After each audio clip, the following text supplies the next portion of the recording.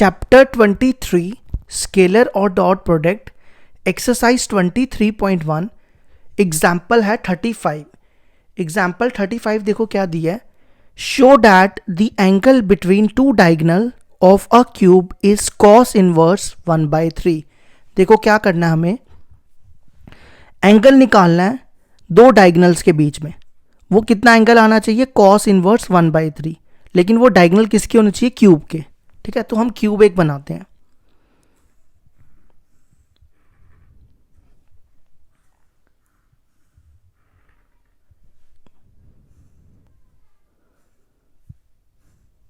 ये देखो, ये हमने बना दिया क्यूब। ठीक है, इस लाइन को यहां से खींच लो, ये सीधी खींचना, मैंने टेढ़ी कर दी थोड़ी। ये एक्स एक्सिस हो जाएगा, ये यहां से खींचोगे ये वाई एक्सिस, और ये यहां से खींचोगे जेड एक्सिस। ठीक है, अच्छा अब देखो, आपको पता है कि क्यूब की जो सारी साइड्स होती हैं वो बराबर होती हैं, है ना। अगर मैं ये साइड ए ले लूं, ये साइड मैं ए ले लूं, तो ये भी ए होगी, है ना, और ये भी ए होगी। ठीक है, अच्छा अगर ये साइड ए है तो ये पॉइंट क्या होगा? देखो एक्स एक्सिस में वाई और जेड जीरो होते हैं, समझे मेरी बात। तो ये पॉइंट होगा ए 0 0। समझ आई? एक्स एक्सिस में वाई और जेड जीरो होते हैं, जैसे ये जेड एक्सिस है ना। तो इसमें कौन जीरो होगा? इसमें एक्स जीरो होगा, वाई जीरो होगा और जेड ए होगा। और इसी तरह जैसे ये देखो, यहां पे वाई एक्सिस है, यहां पे एक्स जीरो, वाई ए हो जाएगा और जेड जीरो। ठीक है, इनके नाम रख लो। ये हो जाएगा सेंटर, जिसको आप 0 0 कहते हो, ओरिजिन ओ। ये क्या हो जाएगा? 0 0। इसका नाम पी रख लो, इसका A B C D E और वाई एक्सिस यहां रखो, और ये एफ। ठीक है, अब हमें निकालना है एंगल किसके बीच में। पहले बाकी पॉइंट्स भी निकाल लो, ये वाला पॉइंट निकाल लो पहले। देखो ये कौन सा प्लेन बन रहा है? यहाँ पे एक्स और जेड प्लेन बन रहा है ना। एक्स और जेड प्लेन है ना। एक्स और जेड में कौन जीरो होगा? यहाँ पे वाई जीरो होगा, तो एक्स ए होगा, वाई जीरो और जेड ए हो जाएगा। समझ आई? अब जैसे ये वाला पॉइंट देखो, इसमें कौन आ रहा है? इसमें वाई और जेड आ रहा है, तो इसमें एक्स जीरो होगा, एक्स जीरो हो जाएगा, वाई ए हो जाएगा और जेड भी ए हो जाएगा, है ना। अब जैसे ये वाला पॉइंट देखो, इसमें कौन आ रहा है?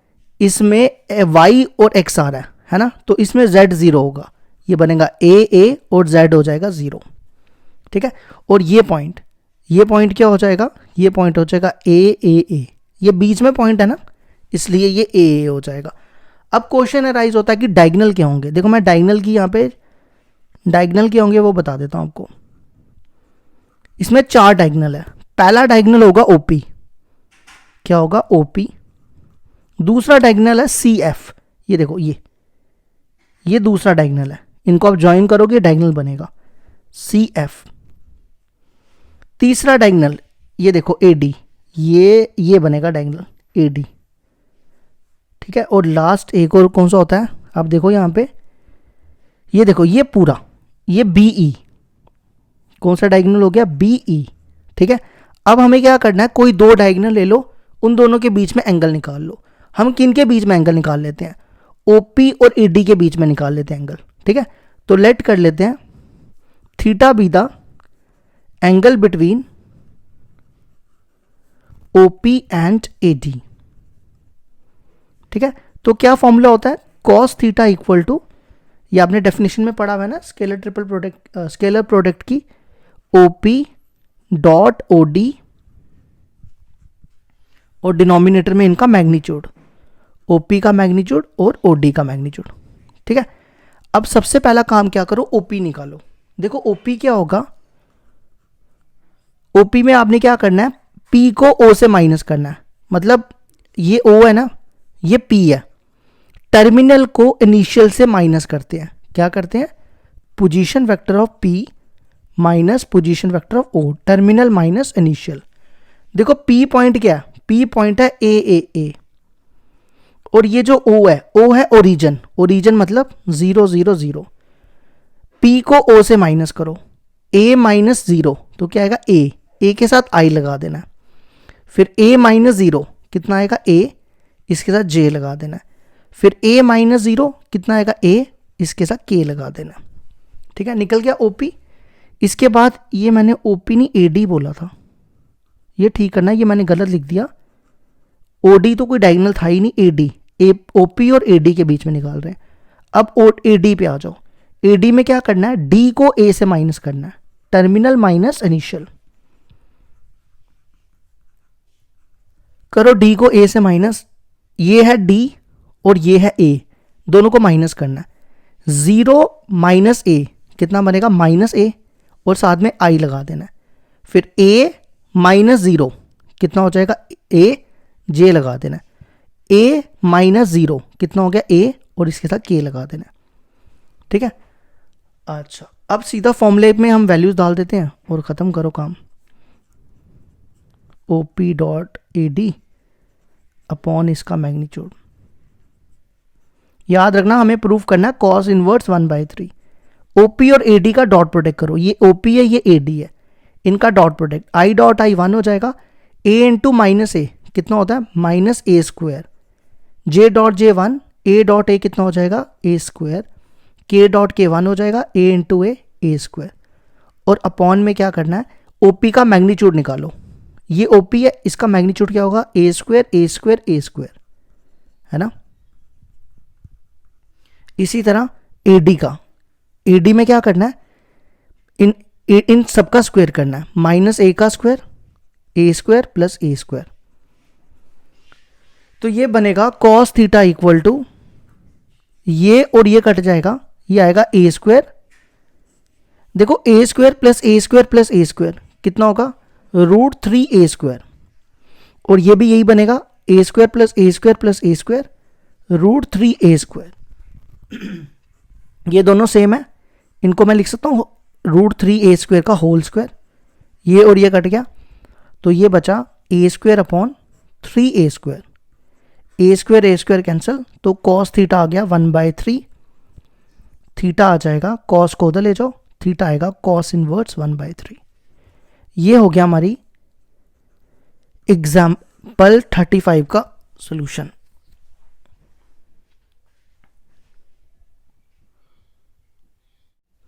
एग्जाम्पल 36 ना एनसीईआरटी का क्वेश्चन है, करवा देता हूं मैं, लेकिन आपको बता रहा हूं ये चैप्टर 10 है ना, वेक्टर मिसलेनियस की एग्जाम्पल, लास्ट एग्जाम्पल है ये, आप चेक करना आपको मिलेगा वहां पे। एग्जाम्पल 36 देखो क्या, if with reference to a right handed system of mutually perpendicular unit vector i j k, कहता है आई जे के जो है वो म्यूचुअली परपेंडिकुलर यूनिट वेक्टर है, ठीक है। अल्फा दिया हुआ है, बीटा दिया हुआ है, हमें क्या करना है, बीटा को एक्सप्रेस करना है in the form of beta equal to β1 plus β2 where β1 is parallel to alpha, β2 is perpendicular to alpha, ठीक है। मतलब हमें पता है क्या करना है, β1 और β2 की वैल्यू निकालनी है, बस इतना काम करना है। कैसे करना है, देखो जो सबसे पहले कंडीशन क्या दी है, β1 is parallel to alpha, β1 is parallel to alpha. देखो कंडीशन क्या होती है, अगर ए वेक्टर बी के पैरेलल है तो रिलेशन इनके बीच में बनता है a equal to lambda b. याद रखना, अगर ए वेक्टर पैरेलल है बी के तो रिलेशन क्या बनता है, a vector equal to lambda b. Lambda कोई भी कांस्टेंट हो सकता है, ठीक है। तो इनके बीच में क्या रिलेशन बनेगा, β1 इक्वल टू लैम्डा अल्फा, यही बनेगा ना। अब यहां पे क्या करो, अल्फा की वैल्यू डाल दो। अल्फा की वैल्यू क्वेश्चन में देखो दी है 3i माइनस जे, ठीक है। ये बन गई हमारी फर्स्ट इक्वेशन। याद रखो हमें β1 और β2 की वैल्यू निकालनी है, ठीक है। अब दूसरी कंडीशन देखो क्या दिया, β2 is perpendicular to alpha, β2 is perpendicular to alpha.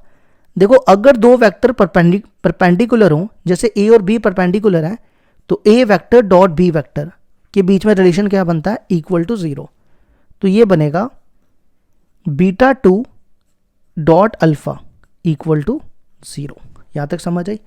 अच्छा, अब मैं यहां पे ना β2 की वैल्यू डाल रहा हूं। देखो बीटा किसके इक्वल दिया, β1 प्लस β2, तो β2 की वैल्यू क्या आएगी यहां से, अगर β1 को इधर ले आओ तो β2 की वैल्यू आ जाएगी बीटा वेक्टर माइनस β1, है ना, यही होगी ना, वो यहां डाल दो, ठीक है। β2 की जगह लिखो beta minus beta 1 dot alpha equal to 0। समझ आई यहां तक? अब क्या करो, इसको इससे डॉट प्रोडक्ट करो, बीटा डॉट अल्फा इसका इसके साथ बीटा 1 डॉट अल्फा वेक्टर। ठीक है, अब बीटा और अल्फा का डॉट प्रोडक्ट करो। देखो ध्यान से, ये अल्फा है, ये बीटा है, इन दोनों का डॉट प्रोडक्ट करना है ना। आई को आई के साथ करोगे 1 हो जाएगा, 2 इंटू 3 6। अब जे का जे के साथ तो कितना हो जाएगा -1।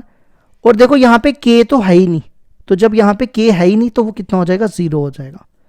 ठीक है, माइनस। अब बीटा 1 और अल्फा का डॉट प्रोडक्ट करना है। देखो ये बीटा 1 है और ये अल्फा है, इन दोनों का डॉट प्रोडक्ट। पहले तो लैम्डा पहले लिख दो यहां पे, अब इन दोनों का डॉट प्रोडक्ट करो। 3i 3i, I dot I 1 हो जाएगा, 3 3 9। फिर जे डॉट जे 1 हो जाएगा, -1 इंटू -1 प्लस 1 इक्वल टू 0। याद रखना हमें बीटा 1 और बीटा 2 की वैल्यू निकालनी है। ठीक है, ये बनेगा 5 और ये बनेगा -10 लैम्डा। 5 ये -10 लैम्डा इक्वल टू -5, ये कैंसिल, लैम्डा आ जाएगा 5/2 10, वो हो जाएगा 1/2। ठीक है, अब क्या करो, लैम्डा की वैल्यू उठा के यहां डाल दो। बीटा 1 क्या था, लैम्डा 3i माइनस जे। अब यहां पे लैम्डा की जगह 1/2 लिख दो, तो ये आ गई हमारी बीटा 1 की वैल्यू। 3/2i मल्टीप्लाई कर दो -1/2 जे। अब बीटा 2 निकालते हैं। देखो बीटा 2 को मैंने क्या लिया था, बीटा माइनस बीटा 1। यहां पे बीटा की वैल्यू डालो। क्वेश्चन में देखो बीटा की वैल्यू गिवन दी हुई है 2i plus J minus 3k।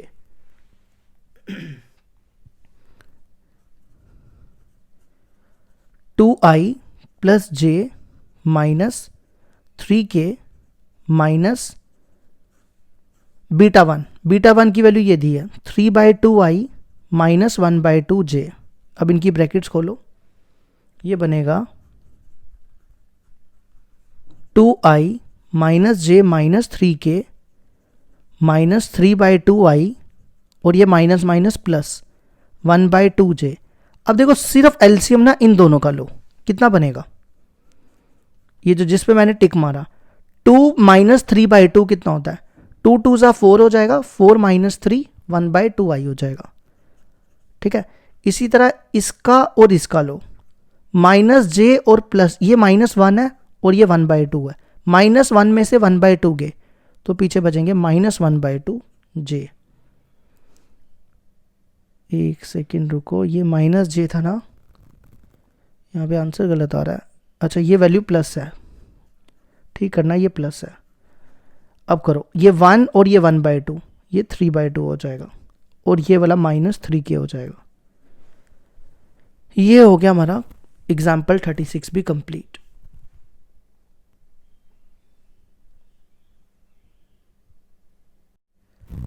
Example 37 है हमारे पास। Find the values of k for which the angle between the vectors a vector and b vector is obtuse. देखो क्या कहता है, हमें x की वैल्यू निकालनी है और हमें एंगल दिया हुआ है a और b के बीच में ऑब्ट्यूज एंगल। देखो ऑब्ट्यूज एंगल होता क्या है, ऑब्ट्यूज एंगल होता है एक तो 90 से बड़ा होना चाहिए और 180 से कम होना चाहिए, ऐसे ही होता है ना, 90 से बड़ा और 180 से कम होना चाहिए। ठीक है, अच्छा अब देख सुनो मेरी बात ध्यान से। कॉस थीटा का क्या फॉर्मूला होता है, a vector dot B vector upon magnitude of a magnitude of b, यही होता है ना। ठीक है, इसका मतलब हमें कॉस की वैल्यू चाहिए, किसकी वैल्यू चाहिए, कॉस की। अब सुनो ध्यान से, ये 90 है और ये 180 है। ठीक है, कॉस 90 मैं यहां पे लिख रहा हूं, ये सारा रफ के लिए, ठीक है, ये पेपर में नहीं लिखना। कॉस 90 की वैल्यू कितनी होती है, 0। इनके बीच में कोई वैल्यू लो, कितनी ले लें, 120 ले लें, चलो ठीक है।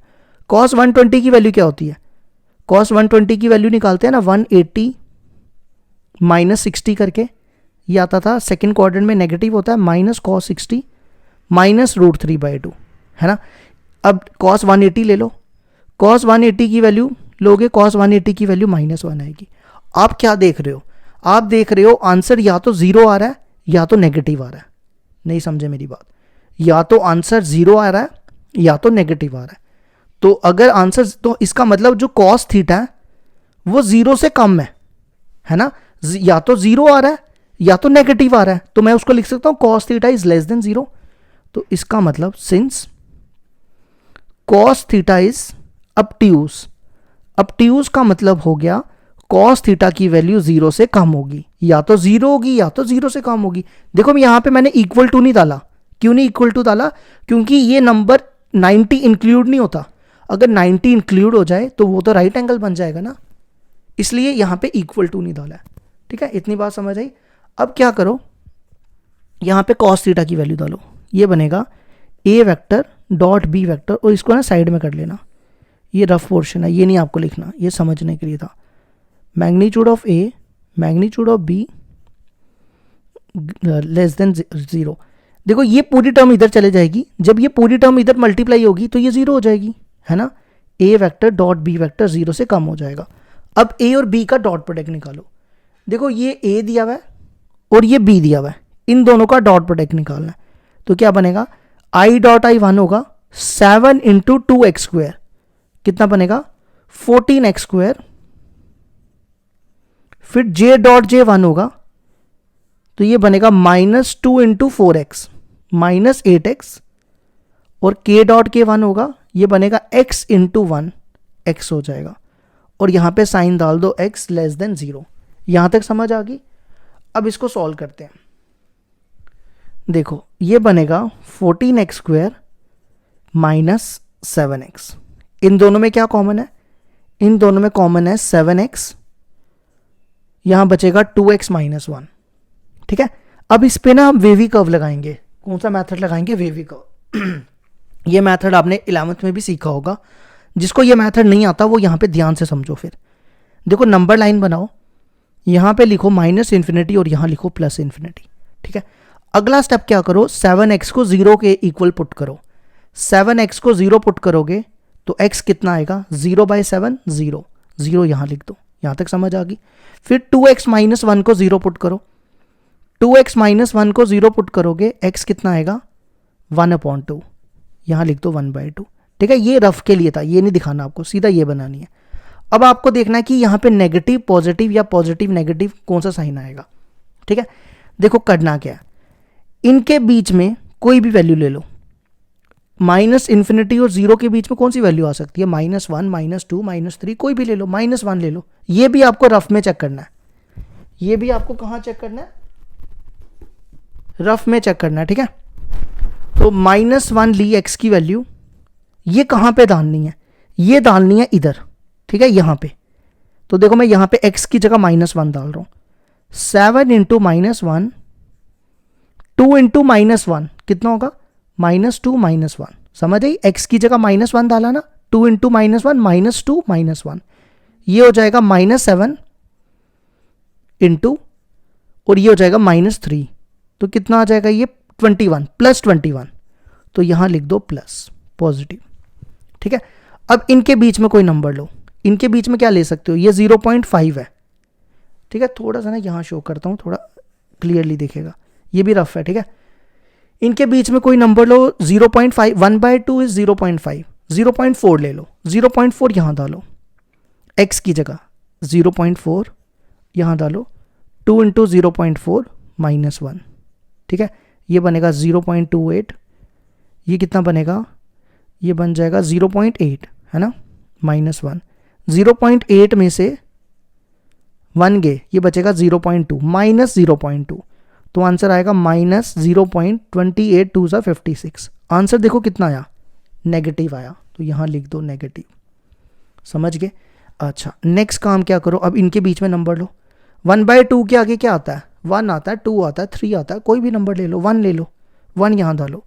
7 इंटू 1 7, यहां 1 डालो, 2 1 ज़ा 2, 2 -1, तो ये बनेगा 7 इंटू 1 7। देखो पॉजिटिव आ गया, यहां लिख दो पॉजिटिव। ठीक है, अब यहां पे देखो कौन सा साइन है, ये है लेस देन। लेस देन का मतलब होता है नेगेटिव नंबर, लेस देन का मतलब होता है नेगेटिव नंबर, है ना। क्योंकि लेस देन जीरो है, मतलब जीरो के पीछे जाना है नेगेटिव। तो देखो नेगेटिव कहाँ पे है, नेगेटिव है यहाँ पे, तो इसका आंसर हो जाएगा x belongs to 0 to 1/2।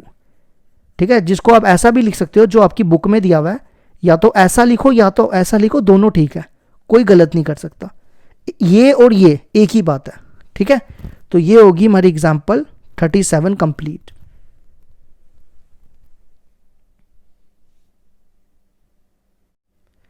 Example 38 है हमारे पास, let l m n are scalars, scalars मतलब कांस्टेंट दिए हुए हैं, एल एम एन कांस्टेंट है, and a B C are vectors, और ए बी सी 3 वेक्टर्स है। इसमें 2 पार्ट हैं, एक ये वाला पार्ट है और एक ये वाला पार्ट है। पहले पहला पार्ट करते हैं। हमें प्रूफ करना है L A vector plus M B vector plus N C vector का होल स्क्वायर। ये देखो, ये पूरा प्रूफ करना है हमें। ठीक है, तो हम क्या करते हैं, इसकी ना एल एच एस ले लेते हैं। ये फर्स्ट पार्ट ले लो, इसकी एल एच एस देखो क्या दी है, L A vector plus M B vector plus N C vector का मैग्नीट्यूड का होल स्क्वायर। ठीक है, यहाँ पे ना मैं ये वाली प्रॉपर्टी यूज़ करूँगा। हमने ये पढ़ा ना, मैग्नीट्यूड ऑफ ए का square equal to A dot ए, ये मैंने आपको पढ़ाया था ना जब चैप्टर शुरू किया था। तो आप ये प्रॉपर्टी यहाँ पे अप्लाई करो। ठीक है, ये पूरा ए पढ़ो, तो क्या बनेगा, ए डॉट ए, मतलब ये डॉट यही, देखो इसको ऐसे लिखेंगे, L A vector M B vector plus N C vector dot L A vector plus M B vector plus N C vector. ठीक है, अब इसको नॉर्मली जैसे मल्टीप्लाई करते हैं ना वैसे करना है, इसको इससे मल्टीप्लाई करो, L into L, L square, पीछे क्या बचेगा, ए डॉट ए, है ना, प्लस अब इसको इससे मल्टीप्लाई करो, एल एम पहले लिखो, पीछे क्या बचेगा, ए डॉट बी।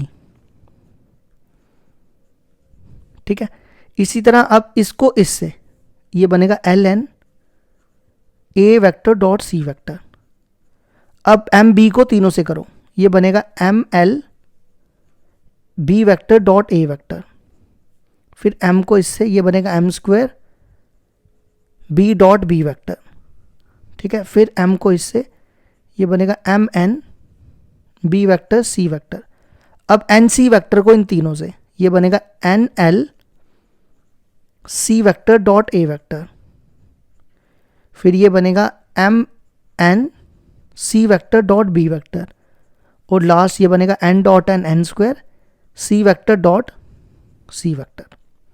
ठीक है, अच्छा जी, अब देखो ये बनेगा l square a dot a, a dot a क्या होगा, मैग्नीट्यूड ऑफ ए का स्क्वायर। ठीक है, टिक मारते जाना जो जो टर्म होती जा रही है। अब इसके बाद ना ये वाली टर्म पिक कर रहा हूं, पहले लिखो M square B dot B क्या होगा, मैग्नीट्यूड ऑफ बी का स्क्वायर, और फिर ये वाली term N square C dot C होगा मैग्नीट्यूड ऑफ ए का स्क्वायर। ठीक है, अब पीछे देखो कौन सी टर्म बची है, एक ये टर्म बची, और इसकी सेम देखो ए डॉट बी, देखो कहाँ पे है, ये देखो, ये दोनों सेम है। अगर आप ध्यान से देखो, देखो एल एम और एम एल एक ही बात होगी, ए डॉट बी और बी डॉट बी भी सेम होता है, तो मैं इन दोनों को प्लस करके 2 टाइम्स लिख रहा हूं। 2 क्या बनेगा, 2 L M A vector dot B vector, है ना। अब इसके बाद एक ये पहले बी डॉट सी को ढूंढो, बी डॉट सी देखो एक ये है और एक ये है, देखो ये दोनों भी सेम है, तो ये भी क्या बनेगा, और बी डॉट सी और सी डॉट बी सेम होता है, तो ये बनेगा 2 एम एन बी डॉट सी वेक्टर, और लास्ट में 2 टर्म्स बची हैं, एक ये और एक ये भी सेम है, ये क्या बनेगा, ये मैंने एल एम लिखा ना, ये एल एन है, ये दोनों सेम आके क्या बनेगा 2 एल एन सी वेक्टर, नहीं ए डॉट सी वेक्टर है ना, इसको सी वेक्टर डॉट ए वेक्टर भी लिख सकते हैं। ठीक है, बस हो गया प्रूफ पहले वाले पार्ट का। अभी तक देखो मैं सारा सेम ही लिख रहा हूं, बस आपने क्या करना है, इन सब में 2 कॉमन निकालना है, ये 2 कॉमन निकाल लो तो देखो आप प्रूफ हो गया। A vector dot B vector को ब्रैकेट में रख लो, फिर एम एन बी वेक्टर सी वेक्टर को ब्रैकेट में, और N L C vector dot ए वेक्टर। ठीक है, देखो मैं दिखा देता हूं आपको, ये देखो ये पूरा प्रूफ हो गया यहां तक, है ना। अब आ जाओ सेकंड पार्ट में। सेकंड पार्ट में क्या कहता है, ऑल्सो डिड्यूस दैट दिस का whole square equal to this, ये प्रूफ करना है हमें। लेकिन कंडीशन ये है कि A B C are mutually perpendicular vector. देखो म्यूचुअली परपेंडिकुलर वेक्टर का क्या मतलब होता है, गिवन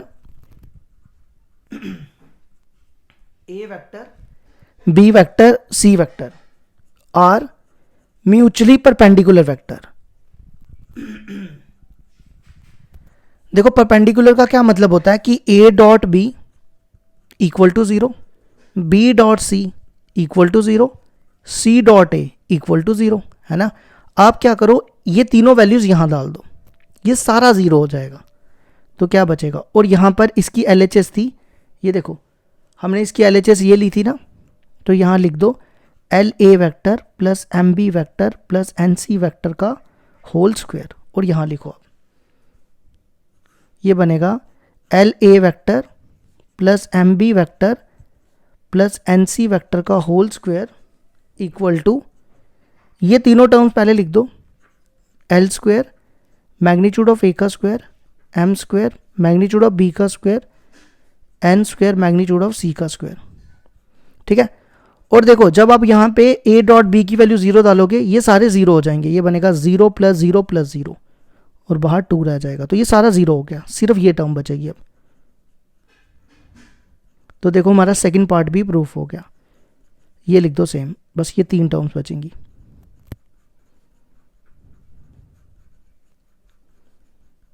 ठीक है, ये भी दिखा देता हूं मैं आपको, सेम आ गया, ये देखो यही प्रूफ करना था ना, है ना। तो ये हो गया हमारा एग्जाम्पल 38 का proof.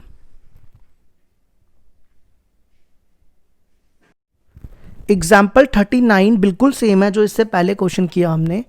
For any three vectors a vector B vector C vector prove that a plus b plus c का whole square equal to this. ये तो अभी प्रूफ किया ना, तो इसकी LHS ले लो। LHS है हमारे पास a vector plus b vector plus c vector का होल स्क्वायर। देखो इसको हम कैसे लिखेंगे, अभी मैंने बताया था ना, मैग्नीट्यूड ऑफ ए के स्क्वायर को कैसे लिख सकते हैं, ए डॉट ए लिख सकते हैं ना ऐसा, तो इसको भी हम ऐसे लिखेंगे, a vector plus b vector plus c vector dot A vector plus b vector plus c vector.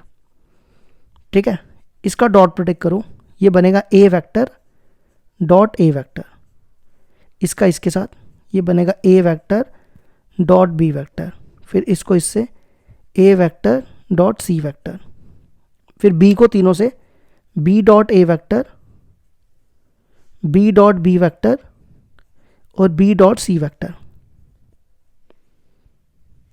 ठीक है, अब सी को तीनों से, ये बनेगा सी वेक्टर डॉट ए वेक्टर, सी वेक्टर डॉट बी वेक्टर और सी वेक्टर डॉट सी वेक्टर। ठीक है, अब ए डॉट ए को हम क्या लिख सकते हैं, मैग्नीट्यूड ऑफ ए का स्क्वायर, तो पहले ये लिख लो।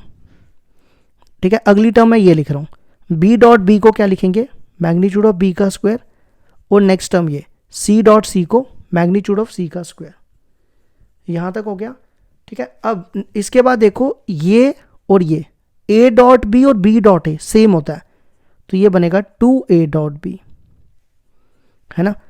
इसी तरह देखो इसके बाद बी डॉट सी वाला ढूंढो, ये और ये दोनों सेम है, तो ये बनेगा 2 टाइम्स बी डॉट सी वेक्टर।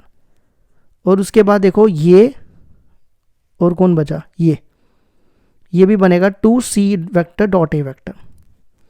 अब इन तीनों में से 2 कॉमन निकाल लो,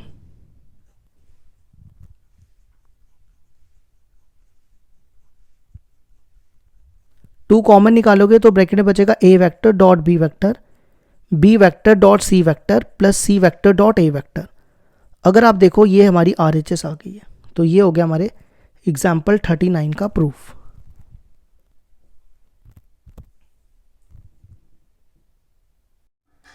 एग्जाम्पल 40 है, देखो क्या दिया है, if A vector B vector C vector are 3 mutually perpendicular vectors of equal magnitude. पहले यहां तक रुक जाओ, देखो क्या कहता है, ए बी सी तीनों क्या परपेंडिकुलर वेक्टर्स। परपेंडिकुलर मतलब कि A dot B equal to 0, B dot C equal to 0 और सी डॉट ए इक्वल टू 0, यही मतलब होता है ना परपेंडिकुलर का।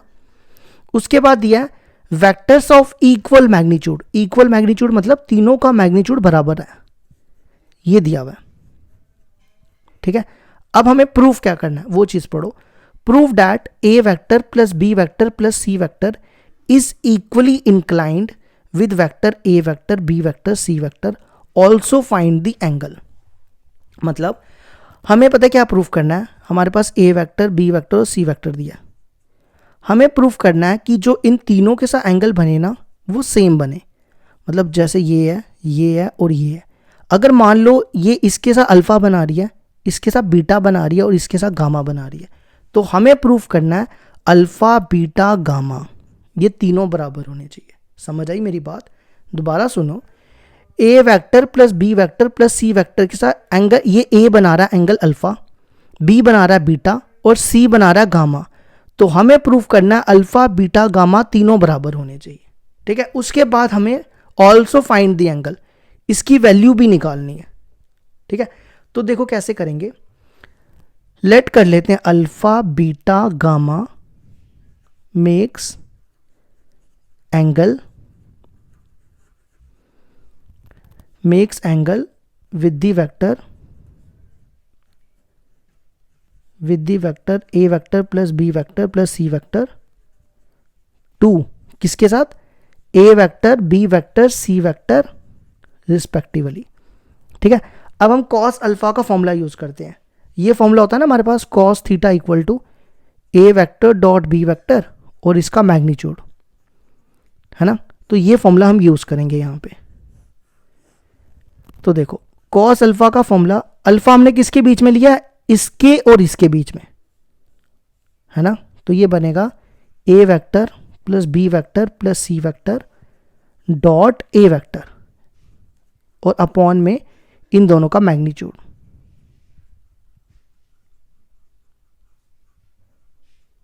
ठीक है। अच्छा, अब इसका डॉट प्रोडक्ट करो, ये बनेगा cos alpha equal to a vector dot A vector, क्या बताया मैंने? मैग्नीट्यूड ऑफ ए का स्क्वायर, फिर बी वेक्टर डॉट ए वेक्टर, फिर सी वेक्टर डॉट ए वेक्टर, और डिनोमिनेटर में सब कुछ सेम रख दो, इसको नहीं छेड़ना, ठीक है। इसको सेम रखो, इन दोनों की वैल्यू देखो किसके बराबर है। ये देखो मैंने पहले ही लिखा हुआ है, ये सारे जीरो के बराबर है ना, सारे के सारे जीरो है। मतलब b dot a dot b zero है तो बी डॉट ए भी जीरो होगा क्योंकि कॉमोडेटिव होता है, और सी डॉट ए भी जीरो होगा। तो ये बचा हमारे पास, ठीक है।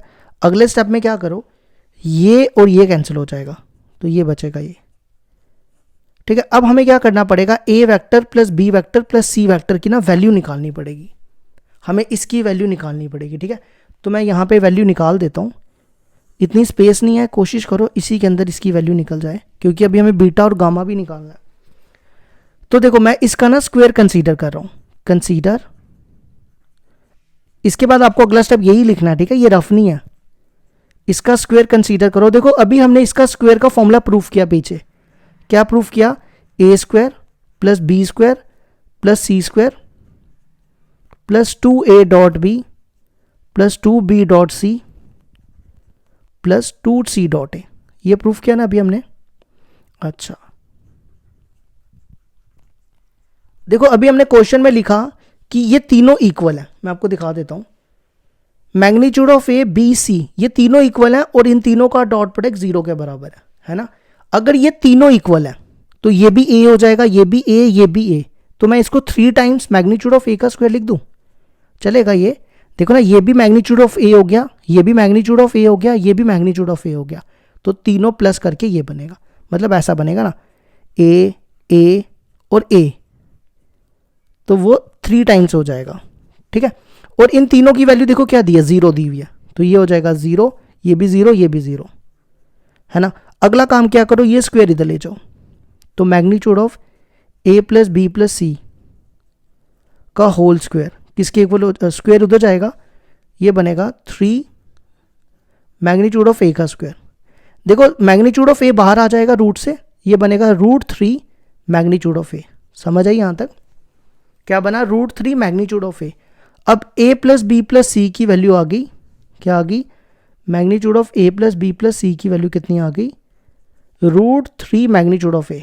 वो आप यहां पे डालो, तो कॉस अल्फा था magnitude of a upon a plus b plus सी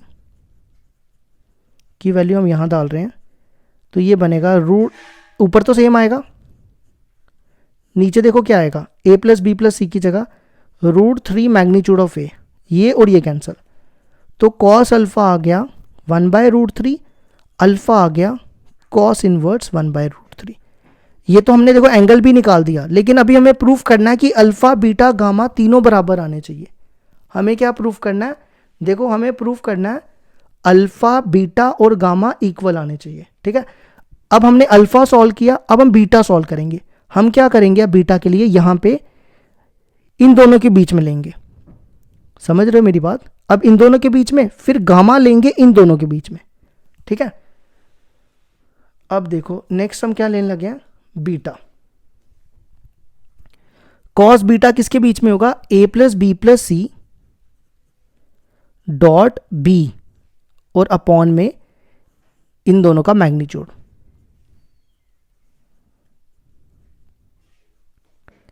ठीक है। करो इसको डॉट प्रोडक्ट, ये बनेगा a डॉट बी, ये बनेगा b डॉट बी, वो उसको लिख दो मैग्नीट्यूड ऑफ b का स्क्वायर, और ये बनेगा c डॉट बी, ठीक है। और a plus b plus c की वैल्यू देखो निकाली है मैंने अभी, √3 मैग्नीट्यूड ऑफ a, और इसको यहां लिख दो, ठीक है। a डॉट बी 0 है, ये सेम आएगा, और c डॉट बी को भी लिख दो 0, ठीक है। ये मैंने मैग्नीट्यूड ऑफ b का स्क्वायर लिखा, थोड़ी जगह कम है इसलिए थोड़ा करो एडजस्ट। अब ये ऐसा बन जाएगा, ठीक है, ये और ये कैंसिल हो गया। अब देखो क्वेश्चन में हमने गिवन लिया था कि मैग्नीट्यूड तीनों का बराबर है, magnitude of a equal to magnitude of b equal to magnitude of c। अब दिखा देता हूं मैं आपको, ये देखो है ना, तो ये बनेगा cos beta equal to magnitude of b की जगह मैं लिख रहा हूं मैग्नीट्यूड ऑफ a, लिख सकते हैं ना ऐसा, और अपॉन में √3 मैग्नीट्यूड ऑफ a। तो ये देखो ये भी कैंसिल हो गया, तो बीटा भी आ गया, कॉस को उधर ले जाओ, कॉस इनवर्स 1/√3, ठीक है।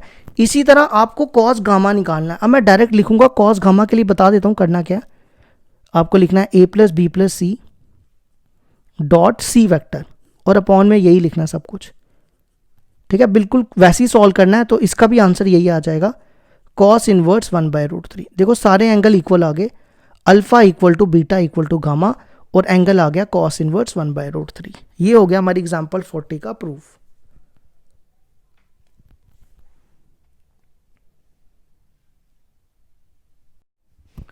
एग्जाम्पल 41 है हमारे पास, late a b c be 3 vectors of magnitude 3 4 5 if each one is perpendicular to the sum of the other two vectors, prove that a plus b plus c का magnitude equal to 5√2। तो देखो कैसे करेंगे, सबसे पहले a b c का magnitude दिया हुआ है, तो वो लिख लो, magnitude of a equal to 3, magnitude of b equal to 4 और magnitude of c equal to 5, ठीक है। देखो इसका क्या मतलब हुआ, if each one is perpendicular to sum of the other two, मतलब जो ये है ना a वेक्टर, वो इन दोनों के सम का परपेंडिकुलर है, मतलब a vector is perpendicular to b vector plus c vector. ये मतलब है इसका, क्या मतलब हुआ, a vector is perpendicular to b vector plus c vector. अगर दो वेक्टर परपेंडिकुलर हो तो इसका मतलब होता है a vector dot b plus c equal to 0 हो जाएगा, है ना। अब इसने ये तो नहीं बोला कि पहला वाला होगा, अब ऐसा भी हो सकता है कि b जो है वो c प्लस ए के परपेंडिकुलर हो, मतलब ऐसा हो जाए b vector is perpendicular to c plus a vector, ये भी हो सकता है ना। और तीसरी कंडीशन ये हो सकती है कि c इन दोनों के सम का परपेंडिकुलर हो, c dot A vector plus b vector equal to 0। ये कंडीशन को यूज करके हम इसकी वैल्यू निकालेंगे, ठीक है। इसका ना होल स्क्वायर कंसीडर कर लो, consider magnitude of a plus b plus c का होल स्क्वायर।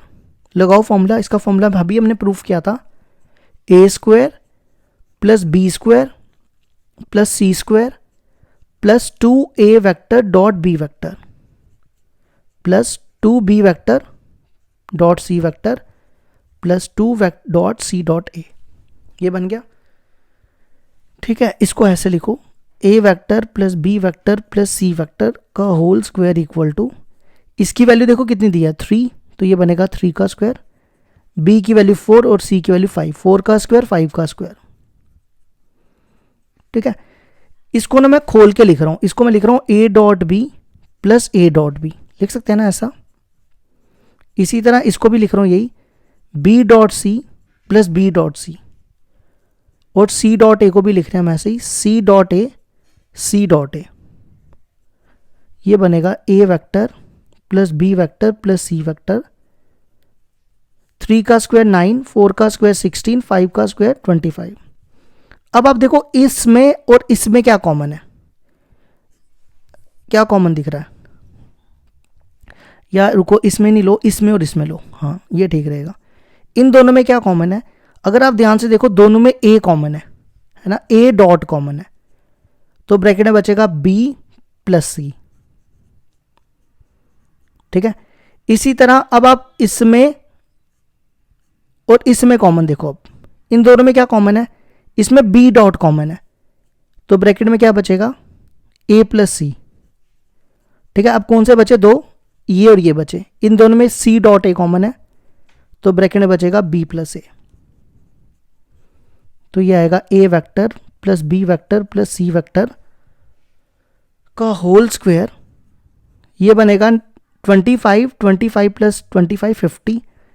इसकी वैल्यू देखो किसके बराबर है, 0, ये 0 हो गया। इसकी वैल्यू भी देखो किसके बराबर है, 0। इसमें a प्लस सी लिखा है या c प्लस ए, एक ही बात होती है, और ये भी सेम ही है, और ये भी हो जाएगा 0, ठीक है। अगला काम क्या करो, ये स्क्वायर इधर ले आओ, ये बनेगा a vector plus b vector plus c vector equal to √50।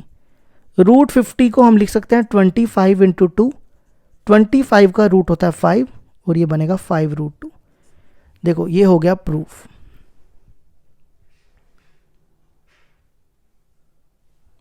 अब आ जाओ एग्जाम्पल 42 पे।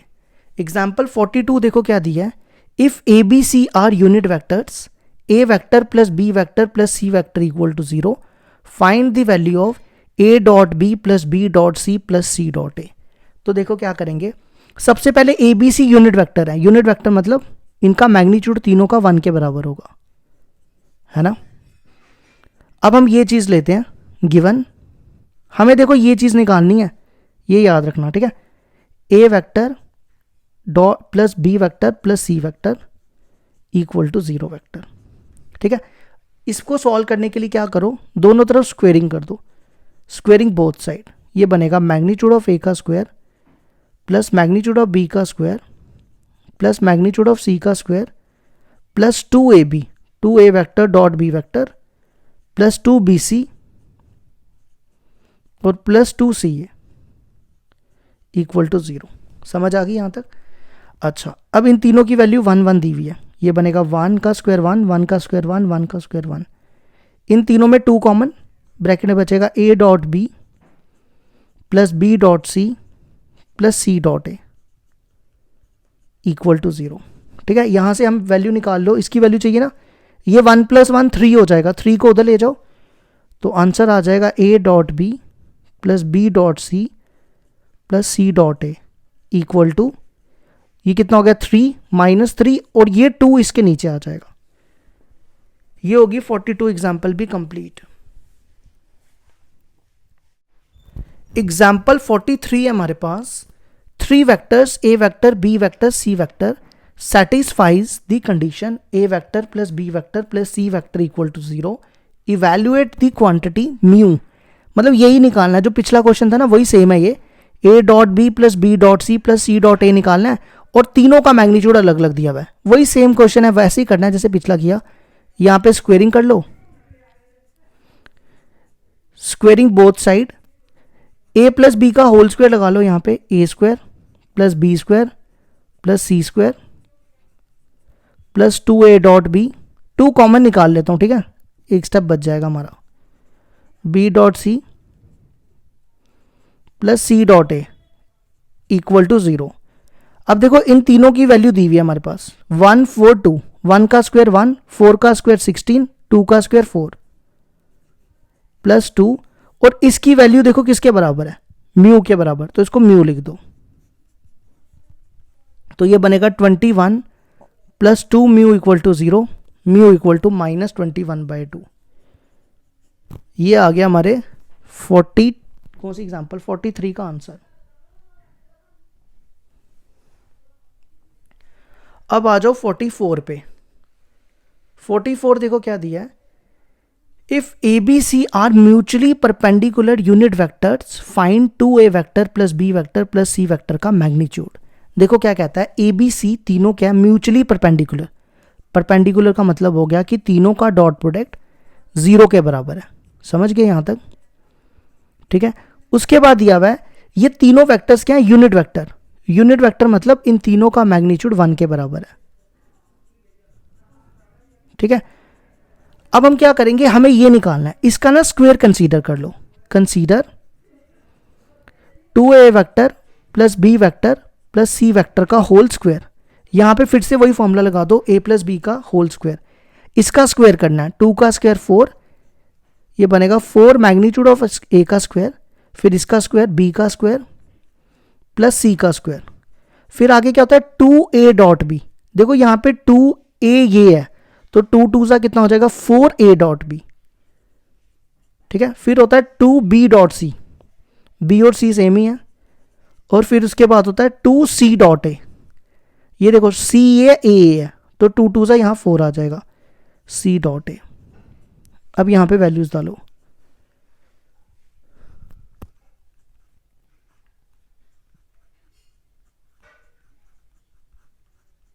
सबसे पहले इसकी वैल्यू देखो कितनी है, ये तीनों 1 के बराबर है ना, तो ये हो जाएगा 4 इंटू 1, 1 का स्क्वायर 1, 1 का स्क्वायर 1, 1 का स्क्वायर 1, और इन तीनों की वैल्यू 0 है, ये बनेगा 4 इंटू 0, 2 इंटू 0, 4 इंटू 0,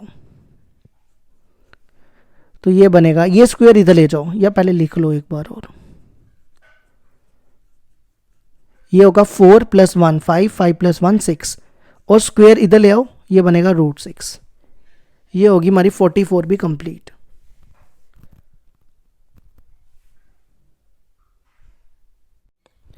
एग्जाम्पल 45 है हमारे पास, find the value of c for which the vectors, a vector दिया हुआ है, ये पूरा a वेक्टर दिया हुआ है और ये b वेक्टर दिया हुआ है, makes an obtuse angle for any x belongs to 0 to infinity.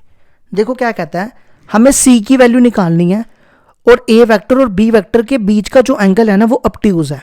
देखो मैंने obtuse आपको इससे पहले क्वेश्चन में पढ़ाया था ना, कौन से क्वेश्चन में पढ़ा था हमने, ये हमने पढ़ा था क्वेश्चन नंबर, हाँ एग्जाम्पल 37 में obtuse एंगल मैंने आपको समझाया था कैसे करते हैं, ठीक है। तो इस बार मैं डायरेक्ट करूंगा। तो obtuse एंगल के लिए मैंने क्या बताया था कि जो cos थीटा होता है वो 0 से कम होता है, ठीक है। cos थीटा obtuse एंगल में क्या होता है, 0 से कम होता है। अब cos थीटा का फॉर्मूला यहां पे डालो, a vector dot b vector upon magnitude of a, magnitude of b is less than 0। इसको इधर ले आओ, ये बनेगा a vector dot b vector, ये इधर आके 0 ही हो जाएगा।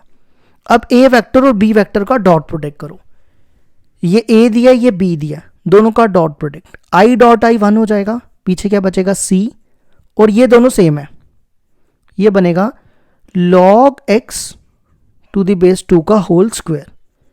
अब j को j के साथ, j डॉट j 1 होता है, तो -6 इंटू 2 -12, k डॉट k 1 होता है, तो ये बनेगा 3 2 6c log x to the base 2 is less than 0, ठीक है। अब हमें c की वैल्यू निकालनी है, याद रखना, पहले तो मैं ये टर्म लिख रहा हूं c log x to the base 2, फिर ये लिखो 6c log x to the base 2 -12 is less than 0, ठीक है।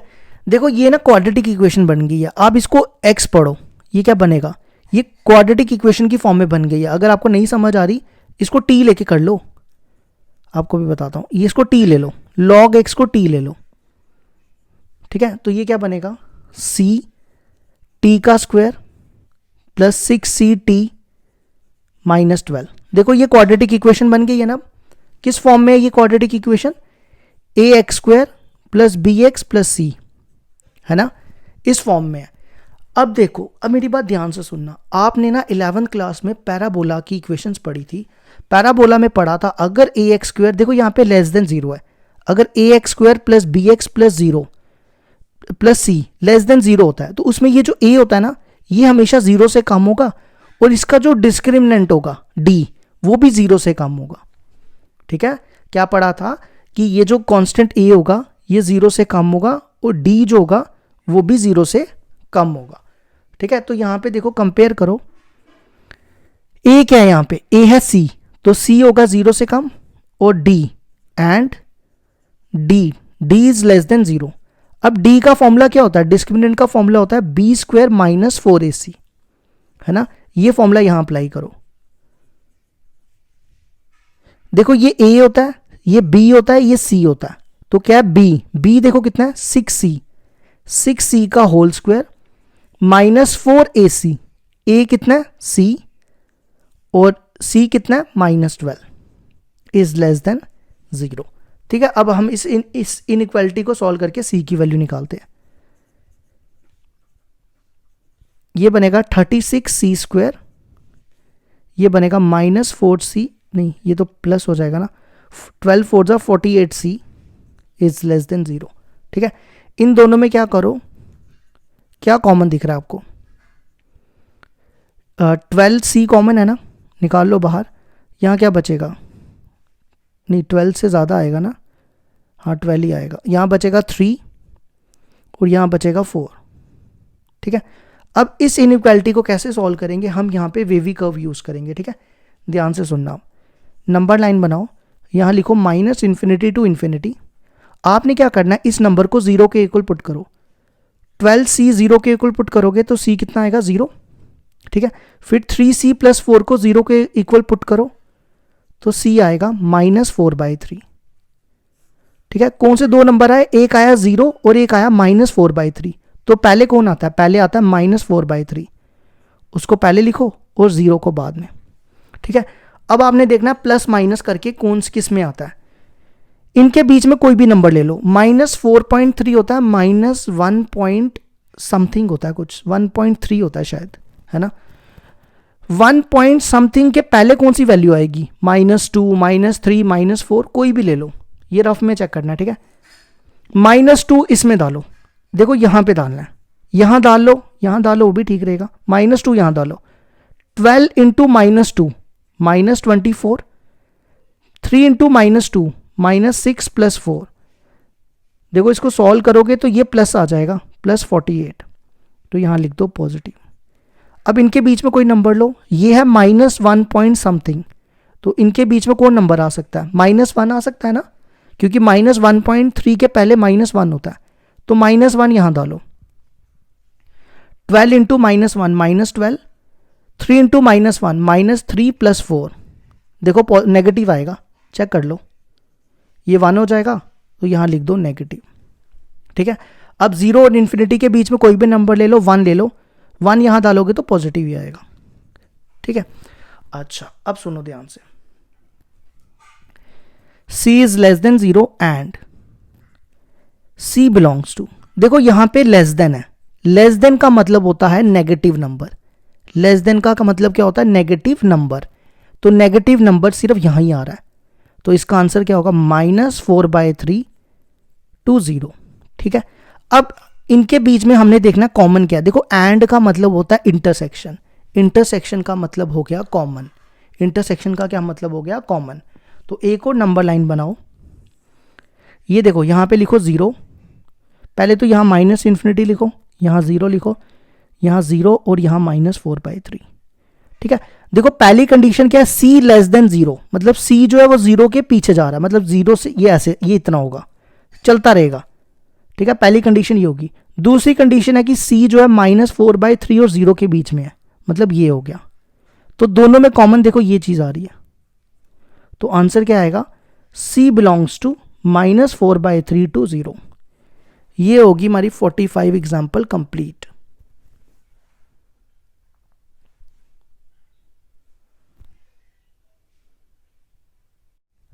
एग्जाम्पल 46 है हमारे पास। Find the value of a for which the vector r vector equal to this makes acute angle with the coordinate axis. देखो इसमें ना दो चीजें हैं, एक तो अक्यूट एंगल और एक है कोऑर्डिनेट एक्सिस। एक एक करके समझाता हूं। पहले तो क्वेश्चन समझ लो, a की वैल्यू निकालनी है। पहले अक्यूट एंगल का कंसेप्ट समझो। अक्यूट एंगल क्या, ऑब्ट्यूज तो पता चल गया ना।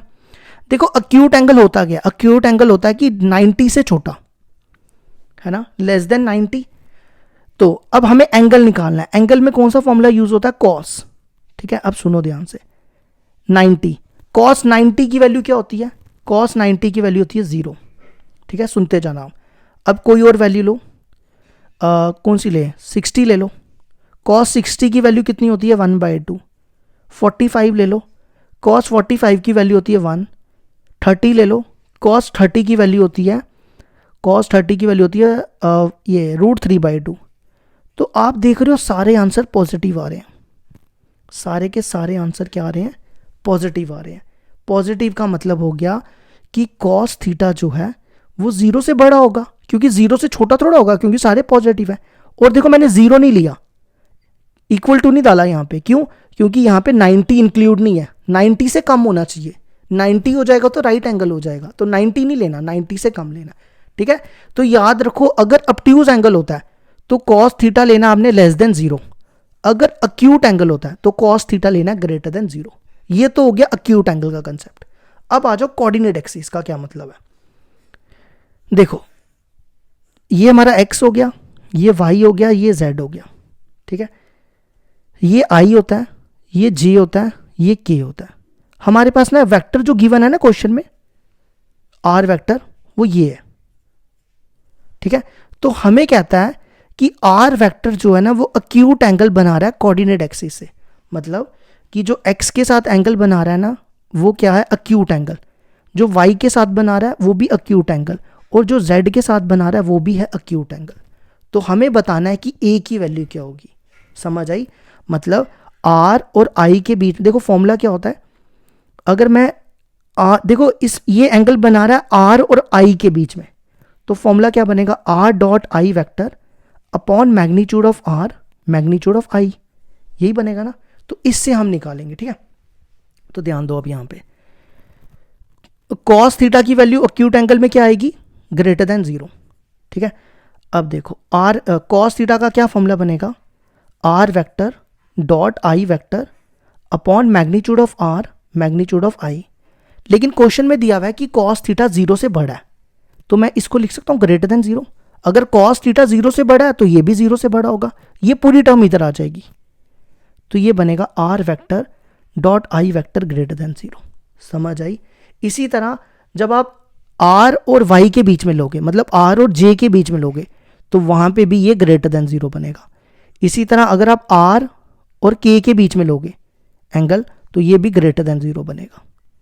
ये कंडीशन है इसकी। समझ गए यहां तक। अब क्या करो, देखो r वेक्टर आपके पास ये दिया हुआ है, r और i का डॉट प्रोडक्ट निकालो। ये r है ना और ये i है, इन दोनों का डॉट प्रोडक्ट क्या होगा। देखो जब i को i के साथ करोगे, i डॉट i क्या होता है, 1 होता है, तो पीछे क्या बचेगा, a² - 4। अब j को j के साथ करोगे, लेकिन j तो है ही नहीं यहाँ पे, तो j 0 हो जाएगा और k भी 0 हो जाएगा, तो ये बनेगा। समझ गए। इसी तरह r को j के साथ करो, देखो यहाँ पे i तो नहीं है, i का 0 हो जाएगा। j को j के साथ, j डॉट j कितना होता है, 1, पीछे बचेगा 2, और k तो है ही नहीं, वो हो जाएगा 0। और तीसरी कंडीशन है r डॉट k, i का 0, j का 0, k का ये बनेगा, k डॉट k क्या होता है, 1 होता है, तो पीछे क्या बचेगा, -a² - 9 इज ग्रेटर देन 0। ये बन गई हमारी 3 इक्वेशन। हमें a की वैल्यू निकालनी है। ठीक है, अब देखो a² - 4 is greater than 0, 2 is greater than 0। ये माइनस जब इधर जाएगा ना तो साइन चेंज हो जाता है। हमेशा याद रखना, अगर माइनस मल्टीप्लाई या डिवाइड हो तो ग्रेटर का लेस हो जाता है। समझ गए यहां तक। अच्छा, अब 2 ग्रेटर देन 0 वो तो हमें पता है, तो हमें इसका तो कोई काम नहीं है, हम सिर्फ लिखेंगे a square minus 4 is greater than 0 and a square minus 9 is less than 0। अब हम इन दोनों में ना वेवी कर्व यूज करेंगे। क्या यूज करेंगे? Wavy curve. और देखो एंड है, एंड मतलब इंटरसेक्शन, ठीक है। तो यहाँ पे लिखो ए स्क्वायर माइनस 4 को लिखो 2 का स्क्वायर, ये यहाँ पे ए स्क्वायर माइनस बी स्क्वायर, ए प्लस बी ए माइनस बी, ठीक है। सेम यहाँ भी यही करो, ए स्क्वायर माइनस 3 का स्क्वायर, ये बनेगा and A plus 3 A minus 3, ठीक है। अब हम वेवी कर्व यूज करेंगे, नंबर लाइन यूज करेंगे, दोनों के लिए अलग अलग यूज करेंगे। देखो इसके लिए अलग से बना रहा हूं और इसके लिए अलग से बना रहा हूं, ठीक है। a प्लस 2 को 0 पुट करोगे, a प्लस 2 को 0 पुट करोगे, a कितना आएगा? -2, यहां लिखो -2। फिर a माइनस 2 को 0 पुट करोगे तो a आएगा 2, यहां लिखो 2, ठीक है। अब देखो क्या करना है, इनके बीच में कोई भी नंबर लो, -∞ और -2 के बीच में कौन सा नंबर ले सकते हो? -3, -3 आपको डालना है इसमें, यहां पे, ठीक है। यहां डालो -3 का स्क्वायर, -3 का स्क्वायर 9, 9 माइनस 4 5, मतलब आ गया पॉजिटिव, ठीक है। इनके बीच में कोई नंबर लो, -2 और 2, 0 आएगा, 1 आएगा, -1 आएगा, कोई भी ले लो, 0 ले लो, 0 डालो यहां पे। 0 का स्क्वायर 0, -4, तो आंसर आ गया -4, मतलब नेगेटिव। फिर इनके बीच में 3 ले लो, 3 का स्क्वायर 9, 9 माइनस 4 5, पॉजिटिव, ठीक है। अच्छा, अब इसका आंसर देखो क्या होगा, a बिलोंग्स टू, देखो यहां पे ग्रेटर है, ग्रेटर का मतलब हो गया पॉजिटिव नंबर, ग्रेटर का क्या मतलब हो गया? Positive number. पॉजिटिव नंबर देखो कहां पे है, यहां पे है और यहां पे है, तो इसका आंसर होगा -∞ से -2, देखो यहां से यहां तक और यहां से यहां तक पॉजिटिव है, यूनियन 2 टू इन्फिनिटी। एंड अब हमें इसका निकालना है, ठीक है। इसका देखो कैसे निकालना है, a प्लस 3 को 0 पुट करो, a प्लस 3 को 0 पुट करोगे तो a कितना आएगा? -3, यहां लिख दो। फिर a माइनस 3 को 0 पुट करोगे तो a कितना आएगा? a माइनस 3 को 0 पुट करोगे a आएगा 3, यहां लिख दो। यहां तक समझ आ गई? अब क्या करो, इनके बीच में कोई भी नंबर पिक करो, -∞ और -3 के बीच में -4, -5 कोई भी ले लो, -4 आपको यहां डालना है, ठीक है। -4 का स्क्वायर 16, 16 माइनस 9 7, पॉजिटिव आया। इनके बीच में कोई भी नंबर ले लो, 0, 0 डालो, 0 का स्क्वायर 0, 0 माइनस 9 -9, नेगेटिव आया। इनके बीच में 4 ले लो, 4 का स्क्वायर 16, 16 माइनस 9, पॉजिटिव आया। अच्छा, अब यहां ध्यान दो, यहां पे है लेस देन, लेस देन का मतलब होता है नेगेटिव नंबर, लेस देन का मतलब क्या होता है? Negative number. तो नेगेटिव नंबर देखो कहां पे है, यहां पे -3 to 3, ठीक है। अब हमने क्या करना है, इनके बीच में एंड है, एंड का मतलब हो गया हमें इन दोनों के बीच में कॉमन देखना क्या होगा, ठीक है। एक और नंबर लाइन बनाएंगे हम, अब ध्यान देना। सबसे पहले देखो क्या, -2 और 2, ठीक है। फिर -2 और 2, फिर अब -3 यहां आएगा और फिर है 3 यहां आएगा। अब पहला वाला केस देखो, पहला वाला केस क्या, -2 से -∞, मतलब -2 से -∞ ये आएगा, और 2 to ∞, ये पहला केस आ गया। समझ आई यहां तक? क्या था, -2 to -∞, तो ये मैं पीछे चला गया, और 2 to ∞ था, ये मैं आगे चला गया, ठीक है। ये हो गया पहला, ये जो दो मैंने बनाए ये पहला केस है। दूसरा केस है -3 और 3 के बीच में, -3 और 3 के बीच में, तो देखो -3 और 3 के बीच में ऐसे होगा। तो अब आप देखो दोनों में कॉमन क्या है, देखो ये चीज दोनों में कॉमन है ना। तो आंसर क्या आएगा, रिक्वायर्ड आंसर है ये, रिक्वायर्ड आंसर होगा -3 से -2 यूनियन 2 to 3। ये हो गया हमारा 46 कंप्लीट।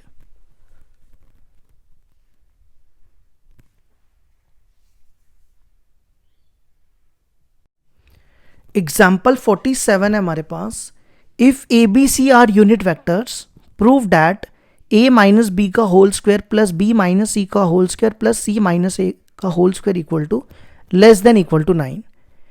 तो देखो क्या करना है, सबसे पहले 3 वेक्टर्स हैं यूनिट वेक्टर, मतलब तीनों का मैग्नीट्यूड होगा 1 के बराबर।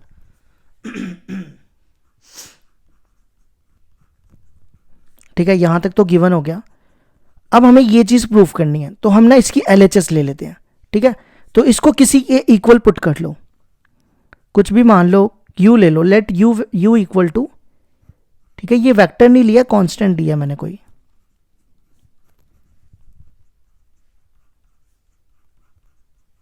अब यहां पे ना फॉर्मूला लगाओ, a माइनस बी का होल स्क्वायर क्या होता है, a square plus b square minus 2ab, फिर यहां पे b माइनस सी का b square plus c square minus 2ac 2bc sorry 2bc, फिर c माइनस a का c square plus a square minus 2ac या 2ca या 2ac कुछ भी लिख दो। ठीक है, अच्छा अब देखो इसकी वैल्यू कितनी है 1, ये तीनों 1 है, तो मैं डायरेक्ट लिख दूं 1 1 1, कितना हो गया 1 प्लस 1 प्लस 1, नहीं यहाँ पे 1 2 3 4 5 6 लिख दूं डायरेक्ट, क्योंकि देखो तीनों की वैल्यू, सबकी वैल्यू 1 है ना, तो 1 1 2 3 4 5 6, और कौन सी टर्म बची, ये 3 टर्म्स बची। इन तीनों में देखो -2 माइनस कॉमन निकाल लो, -2, तो ब्रैकेट में क्या बचेगा, a dot b plus b dot c plus c dot a. ठीक है, इसको ना फर्स्ट इक्वेशन ले लो। अब क्या करो, हमें वैल्यू निकालनी है इसकी। ठीक है, तो हमने अभी पीछे फॉर्मूले किए ना, उससे वैल्यू निकालेंगे। जो हमने फॉर्मूला नहीं किया था ये वाला, magnitude of a plus b plus c का होल स्क्वायर, ये कंसीडर कर लेते हैं। ठीक है, अच्छा देखो मैंने यहाँ पे ना होल स्क्वायर कंसीडर किया। स्क्वायर जो होता है ना वो हमेशा या तो 0 होगा या तो 0 से बड़ा होगा, ऐसा तो नहीं हो सकता ना कि वो 0 से छोटा हो जाए, क्योंकि यहाँ पे अगर आप कोई भी वैल्यू पुट करोगे तो उसका स्क्वायर हमेशा पॉजिटिव ही आएगा। तो पॉजिटिव को कैसे लिखते हैं, ग्रेटर देन इक्वल टू 0। ठीक है, इसको खोलो, क्या बनेगा, a square plus b square plus c square plus 2a dot b plus 2b dot c plus 2c dot a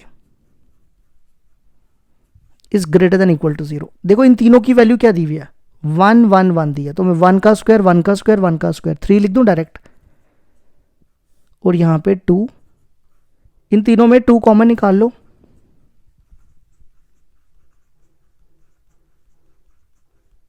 ठीक है। इसके बाद क्या करो, इसकी वैल्यू ना यहां डाल दो, या हम पता क्या करते हैं, यहां से इसकी वैल्यू निकाल लेते हैं। इसकी वैल्यू क्या आएगी, इसको इधर ले आओ, एक स्टेप और कर लो, ये इधर यू इधर, ये इधर आएगा 2a dot b plus b dot c plus c dot A equal to, ये देखो ये इधर आया, u इधर आया, 6 माइनस यू, तो इसको ले लो फर्स्ट, और इसकी वैल्यू यहां लिखो 6 3 plus 2 6 minus u is greater than equal to 0। यहां लिख दो, ये कहां से आया, फ्रॉम फर्स्ट। करो इसको सॉल्व, ये बनेगा 6 2 ज़ा 12,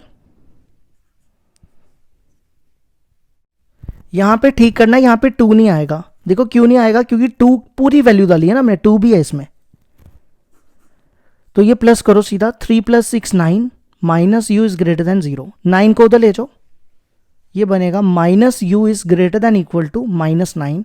देखो मैंने आपको बताया जब माइनस मल्टीप्लाई या डिवाइड होगा तो इसका साइन चेंज हो जाता है, ठीक है, ये प्लस हो जाएगा और साइन इसका लेस देन इक्वल टू हो जाएगा। अब यहां पे u की वैल्यू डाल दो, u को हमने क्या लिया था, u को हमने ये लिया था, ठीक है, यहां पे u की वैल्यू डाल दो और ये हमारा प्रूफ भी हो जाएगा।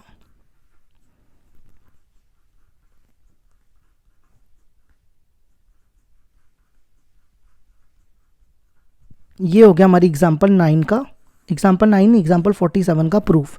अब लास्ट एग्जाम्पल बची है, वो भी कर ही लेते हैं कंप्लीट। एग्जाम्पल 48 है हमारे पास, a B c be 3 vectors such that a का मैग्नीट्यूड लिखते जाते हैं साथ साथ में, 1 दिया है, बी का 2 है और सी का 3 है।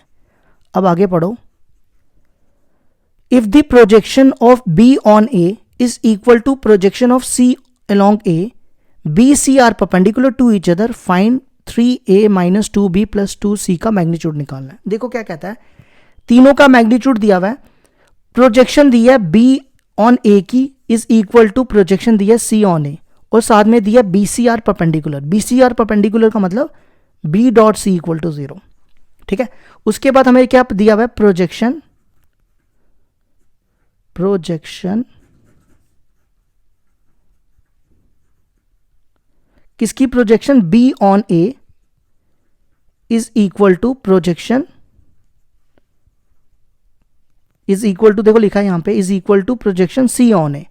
फॉर्मूला लगाओ, प्रोजेक्शन का क्या फॉर्मूला होता है, प्रोजेक्शन का फॉर्मूला होता है b डॉट a और अपॉन में क्या आएगा, जो यहां पे होगा इसका मैग्नीट्यूड, और c ऑन a का क्या होगा, c डॉट a और जो इस तरफ होगा मैग्नीट्यूड ऑफ a, ये और ये कैंसिल, तो ये बन गया b डॉट a को a डॉट b भी लिख सकते हैं, ठीक है।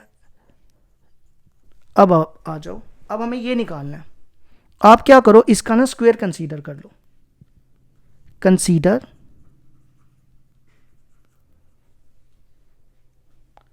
ये बनेगा 3a minus 2b plus 2c का होल स्क्वायर। यहां पे ना a square plus a plus b plus c का होल स्क्वायर लगाओ, इसका स्क्वायर करोगे तो आएगा 9 मैग्नीट्यूड ऑफ a का स्क्वायर, इसका स्क्वायर करो ये बनेगा 4 मैग्नीट्यूड ऑफ b का स्क्वायर, फिर इसका स्क्वायर करोगे ये बनेगा 4 मैग्नीट्यूड ऑफ c का स्क्वायर प्लस 2ab।